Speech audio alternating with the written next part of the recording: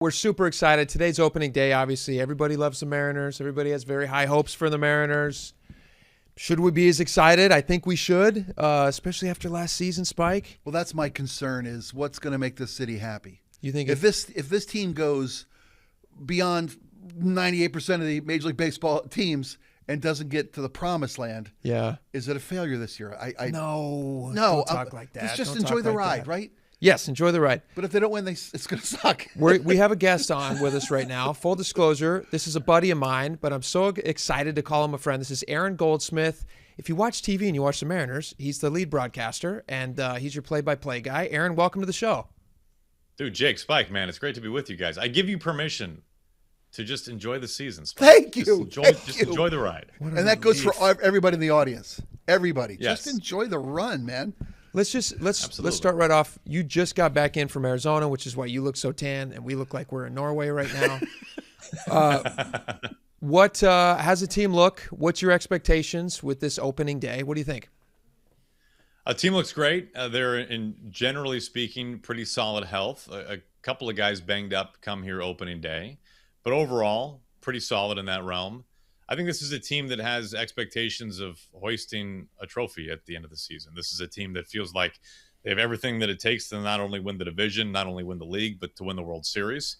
It's a very difficult thing to do. Obviously, the Mariners have never even been to the World Series, but I think there's great reason why everyone should feel as optimistic as they ever have in what is now the 50th season of Mariners baseball, that this could be the year. They certainly have the personnel in the room to get it done.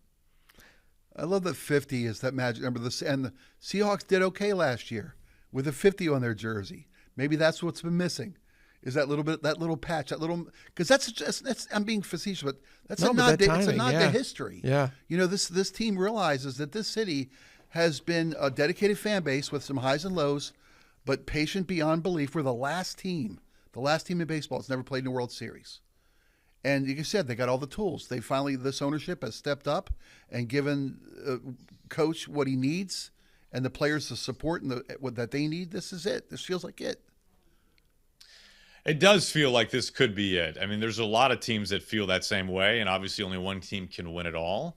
But if you look at the balance that the Mariners have, both on the pitching side of things and also offensively, with as good and deep of a lineup as this team has had in a long, long time, there's great reason for belief. And I think most importantly, it's all great for the fans and for the broadcasters to feel like maybe this is the year. But I think the most important thing is how the guys in that room feel.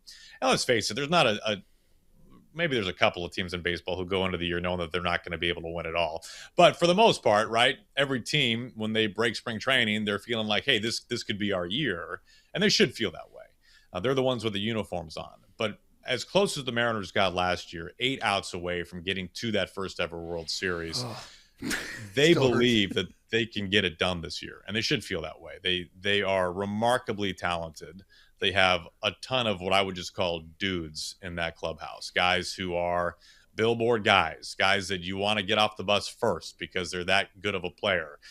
This is a team that you really believe has what it takes. So I'm excited to get things going tonight. Do you know what I love about these dudes, to use your terminology? Yeah, I like that a lot. These commercials, I got to say, like, just the interactions with the fans has been phenomenal. And I've been watching as, you and I both have young kids, and as we're watching, like, the next generation get really excited and imprinting on this team in a way that they're going to now have that fan base for the rest of their lives. Like when I was a kid and I was watching the Mariners in the 90s, then they go through kind of a dry spell, but now it feels like that team is back. So much so that we're watching these commercials now. We're doing segments on the show about their commercials, whether it's like, the baby bottle one, which was hilarious. That's going to go down all time as one of the greats. One of the greatest. Or like, the new bats that they're checking out. I mean, just like, what's that feeling like? What's the vibe like with all these guys? Yeah, the reliever one I think is my personal favorite this year, although they're all very good, obviously.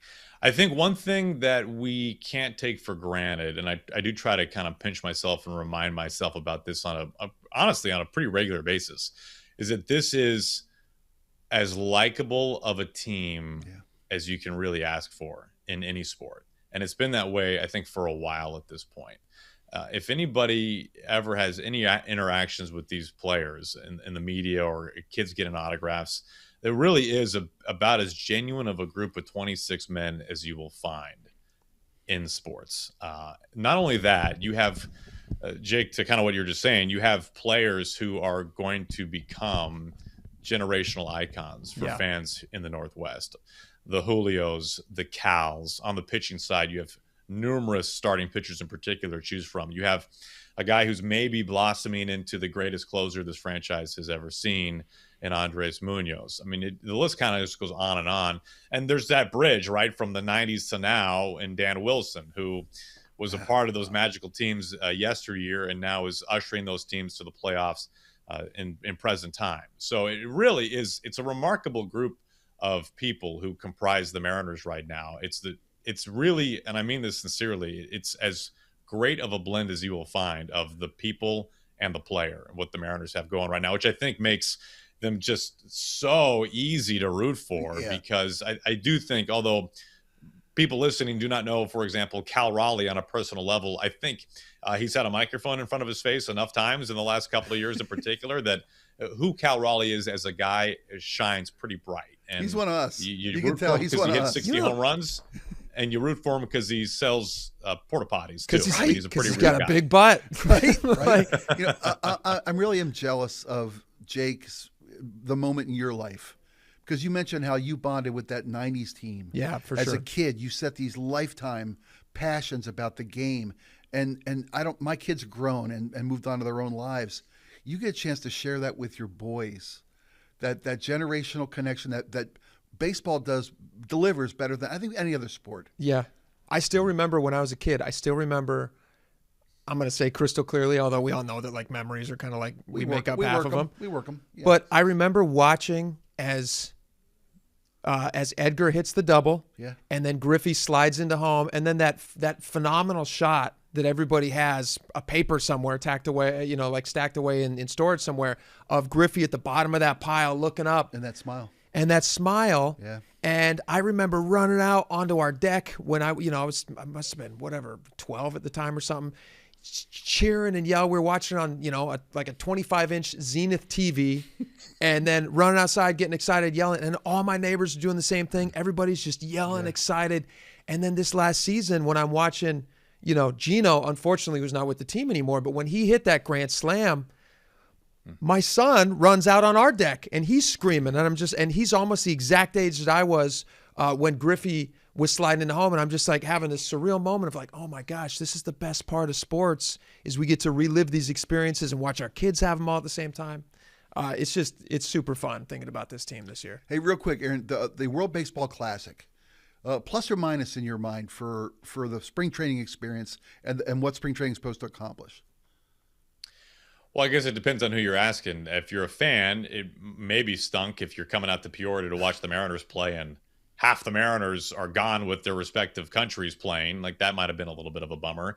I think it was, from a spectator standpoint, it was a rousing success. I mean, the championship game between USA and Venezuela pulled in over 10 million viewers. 10.8. I mean, it was a massive, massive draw. Now, having Team USA there obviously helps quite a bit, but nevertheless, it was more than really NBA was finals. captivating. It was captivating television. Yeah. So I think for the most part, I think most teams had their players get through it unscathed. There were some injuries along the way, but nothing maybe catastrophic. So it's a very fun event. It does bring along complications and hurdles for every team. There's no question. But from a fan's point of view, it was really fun to have a meaningful baseball that time of year. Real fast, again, we're talking to Aaron Goldsmith. He's your broadcaster for the Mariners. You guys all recognize. You watch him on TV. Quick stuff, some housekeeping. Everything's good with Cal and Randy. Everybody's cool. I mean, we're good to go. Season's off to a good start for them. I volunteered to mediate. I was able to come in. We all broke bread together. We shared some laughs. We hugged. We cried. Everything's great now. Fantastic. I was very involved in that. Fantastic. No, but in all seriousness, like that, that became a thing. There's no question that provided a little bit of sparks during the WBC. But both of those players are integral pieces to the Mariners' success this year. They both realize that. They've been teammates for some time at this point, and I think it's water under the bridge right now, which is a good thing. Fantastic. All right, well, that's Aaron Goldsmith with the Mariners. We got to have this guy back in. We didn't have time to talk to him about it this time, but his backstory, how he became the guy broadcasting for the Mariners, is actually fascinating. You rubbed a lamp and the genie gave you 3 wishes. And this was your first and third. It's almost that good. That's the story of how he got there. It's pretty crazy, and you don't think it happens these days, but it has for him, and it's fantastic. So we'd love to have you back, Aaron. Hey, Jake, I'm a lucky man. It's great to be with you guys. Fantastic. Hey, have fun tonight, man. Go Mariners. All right, thanks, guys. Thanks, Aaron. Appreciate it, man.